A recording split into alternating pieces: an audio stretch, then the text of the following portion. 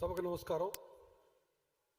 ఈ కార్యక్రమానికి ముఖ్య అతిథిగా విచ్చేసినటువంటి హోంశాఖ మంత్రులు వంగలపూడి అనిత గారికి, పార్లమెంట్ సభ్యులు శివనాథ్ గారికి, శాసనసభ్యులు విజయవాడ ఎన్టీఆర్ జిల్లా పరిధిలో ఉన్నటువంటి శాసనసభ్యులందరికీ, పోలీస్ అధికారులకి, ఇక్కడ విచ్చేసినటువంటి నగర ప్రముఖులు, ఆశీస్సులు. ఈరోజు చాలా సంతోషం. చాలా చక్కటి ప్రోగ్రామ్ లాంచ్ చేశాం. ఈ కార్యక్రమానికి విలువైన సమయాన్ని వెచ్చించి ఇక్కడికి వచ్చినటువంటి హోంశాఖ మంత్రులకి, పార్లమెంట్ సభ్యులకి, జిల్లాకు సంబంధించినటువంటి 7 ఎమ్మెల్యేలు ఒకేసారి ఒక వేదిక మీద ఉన్నటువంటి శుభ సందర్భం. వారందరికీ కూడా ప్రత్యేక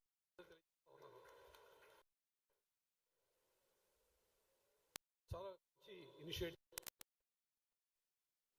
భద్రత, సమాజంలో భద్రత కలిగించే విషయంలో అయితేనేమి, సమాజంలోని ప్రతి ఒక్కరికి భద్రతా భావం కల్పించేటువంటి విషయంలో అయితేనేమి, దానికన్నా ఒక అడుగు ముందుకేసి భద్రతా సంస్కృతి అందరిలో తీసుకురావాలన్నటువంటి ఈ ఆలోచన చాలా శ్లాఘనీయమని చెప్పి తెలియజేస్తా ఉన్నాను. ఇందులో భాగంగా పోలీసులు ఏదో చేస్తారనో, లేకపోతే 10 మంది ఏదో ఇన్ఫ్లుయెన్సర్ ఉంటారనో, లేదా ప్రభుత్వ పరంగానో శాసనసభ్యులనో ఉంటారనో ద్వారా మాకున్న ఐడియాస్ మీ మీద రుద్దేది కాకుండా భాగస్వామ్యాలు involving public in the entire concept. ఈ కాన్సెప్ట్లో పబ్లిక్ ఇన్వాల్వ్ చేయడం అనేది చాలా చక్కని విషయం. ఇంకోటి అంటే ఇది సాధ్యమయ్యేటువంటి విషయం. ఎందుకంటే బహుశా భద్రత సాధ్యం అవుతుంది. అదేవిధంగా భద్రతకు సంబంధించిన కల్చర్ తీసుకురావడం అందరిలో. ఈ మధ్య మీరు చూసారు, వాట్సాప్లో ఒక వీడియో వచ్చింది. గురువారం మన కార్యక్రమానికి వెళ్ళినప్పుడు అందరూ ఒక లాంగ్ క్యూ ఉంది. ఎవరు కూడా క్యూ జంపింగ్, ఎవరు కూడా ఏదో లైన్ని జంప్ చేసి వెళ్ళిపోవడం కానీ, తొందర వరకు వరుసగా లైన్ నిలబడి దర్శనం చేసుకున్నారని చూసాము. ఇది కల్చర్ అంటే. రక్షణ పట్ల భద్రత కల్చర్ ఇది. ఇటువంటి కల్చర్ రావడానికి ఇందులో భాగంగా ముఖ్యంగా ప్రతి పోలీస్ స్టేషన్ పరిధిలో అయితేనేమి సురక్షా కమిటీస్ ఏర్పాటైనవి. 1150 కెమెరాలు, సీసీటీవీ కెమెరాలు పూర్తిగా దాతల సహాయంతో సమకూరినాయి. It's not a small thing. ఇదేమిటి, అతి కొద్ది రోజుల్లో 15 రోజుల వ్యవధిలో 1150 కెమెరాలు వచ్చినాయి. మొత్తం రాష్ట్రంలో మార్చి 31 కల్లా 1,00,000 కెమెరాలు పెట్టాలనేది మా ఆలోచన. దానికి అందరికీ ప్రతి జిల్లాకు కూడా టార్గెట్లు ఇచ్చాము. ప్రజల్ని సమాయత్తపరచండి, దాతల్ని సమీకరించండి.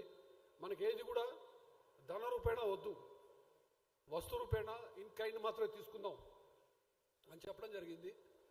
ఇది పోలీస్కి ఏదో ఇవ్వాలని, పోలీస్కి it is not owned by police, it is public owned system now.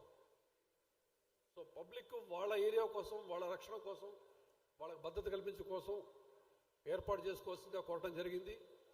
అప్పుడు ఇంతమంది ముందుకు వచ్చి 20 లక్షల దగ్గర నుంచి 5 లక్షల దగ్గర నుంచి రకరకాల అమౌంట్స్ ఇచ్చి డొనేషన్ చేయడం జరిగింది. వారందరూ కూడా హృదయపూర్వకంగా కృతజ్ఞతలు తెలియజేసుకుంటున్నాను రాష్ట్ర పోలీస్ శాఖ తరఫున. నేను ఒక విషయం చెప్పాలి.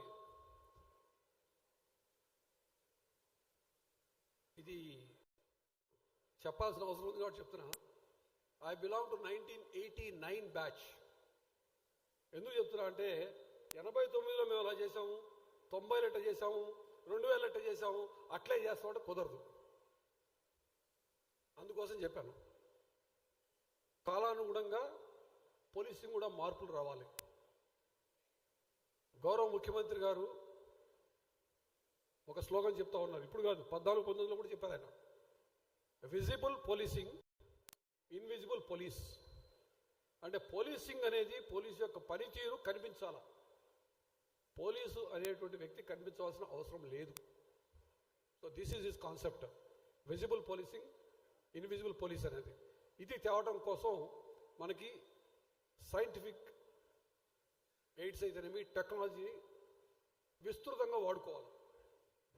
మ్యాన్ పవర్ తగ్గించేమని లేదు, నాకు సిబ్బంది లేదన్నారు. సిబ్బంది అవసరమే, ఖచ్చితంగా అవసరమే. కానీ ఉన్న సిబ్బందిని ఫోర్స్ మల్టిప్లయర్స్ కింద డ్రోన్స్ని, సీసీటీవీ కెమెరాస్ని వాడుకోవడం ద్వారా, ఒక పెట్రోలింగ్ చేసుకోవడం ద్వారా మనం ఉన్న సిబ్బందితోనే అద్భుతమైనటువంటి ఫలితాలు సాధించాలి అనేటువంటి ఒక ఉద్దేశంతో మాత్రమే చెప్తున్నాను.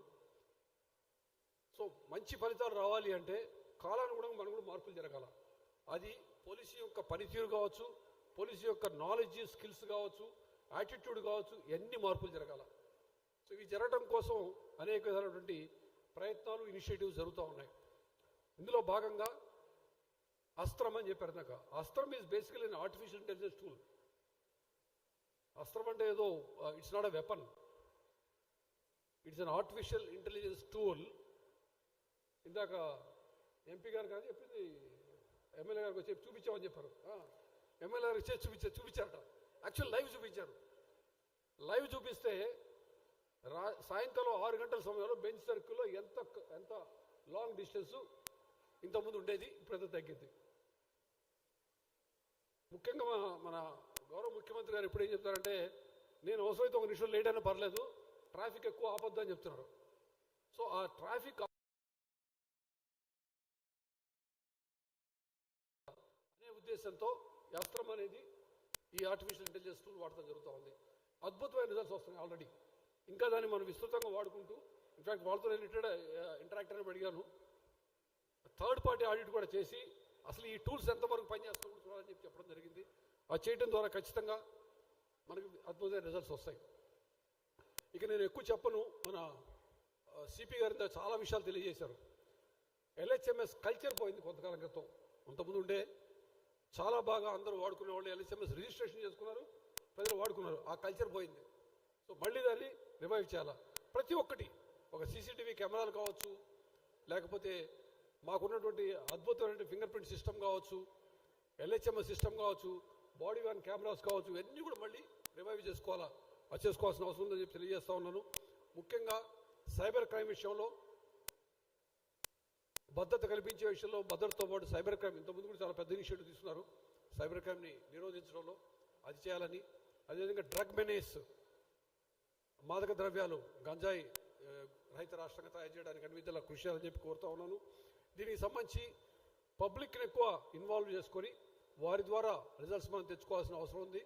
ఆ డైరెక్షన్లో చాలా సీరియస్గా ముందడుగేస్తున్నందుకు మరొక్కసారి ప్రత్యేకంగా విజయవాడ పోలీస్ కమిషనర్ గారిని, వారి టీంని అందరినీ ప్రత్యేకంగా అభినందిస్తూ, ఇదే విధంగా పోలీసింగ్కి మీరందరూ సహకరించాలని మిమ్మల్ని అందరినీ ఆశిస్తూ ఉన్నాను. అదేవిధంగా మీరు ప్రత్యేకమైన ఇనిషియేటివ్ తీసుకొని ఇదే ఇంకాస్త బలోపేతం చేయడానికి అన్ని విధాలా కృషి చేస్తారని మీ అందరినీ కోరుకుంటూ మీ అందరికీ సెలవు తీసుకుంటాను. జై హింద్.